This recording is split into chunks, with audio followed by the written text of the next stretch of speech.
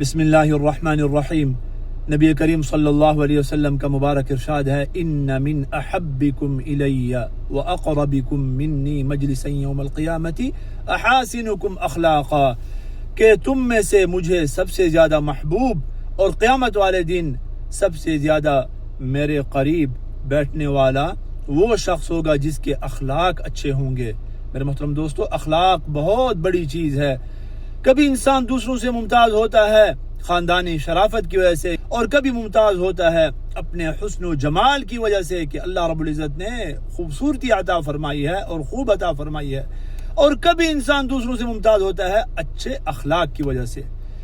اللہ رب العزت نے قرآن کریم میں اپنے پیارے حبیب صلی اللہ علیہ وسلم کی جب تعریف کی تو آپ صلی اللہ علیہ وسلم کا اونچا حسب و نسب بیان نہیں کیا، حالانکہ آپ صلی اللہ علیہ وسلم کا جو خاندان تھا بہت ہی اونچا خاندان تھا، آپ حضرات جانتے ہیں، اور آپ صلی اللہ علیہ وسلم کا حسن و جمال بھی بیان نہیں کیا، حالانکہ آپ صلی اللہ علیہ وسلم اس کائنات کی سب سے حسین ترین شخصیت تھی۔ اگر آپ صلی اللہ علیہ وسلم کی اللہ رب العزت نے تعریف کی ہے تو کس چیز کے ساتھ؟ اچھے اخلاق کے ساتھ۔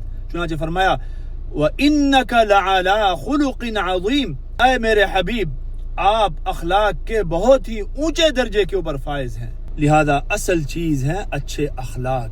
آپ کا تعلق کتنے ہی اونچے خاندان سے کیوں نہ ہو، سید خاندان سے کیوں نہ ہو، آپ اپنے نام کے ساتھ سید لکھتے ہوں، کتنے ہی حسین و جمیل کیوں نہ ہوں، مگر جب آپ بولتے ہیں، جب آپ لکھتے ہیں تو بد زبانی کرتے ہیں، بدتمیزی کرتے ہیں، بد اخلاقی کرتے ہیں، تو آپ کا پیارے حبیب صلی اللہ علیہ وسلم سے کوئی واسطہ نہیں ہے۔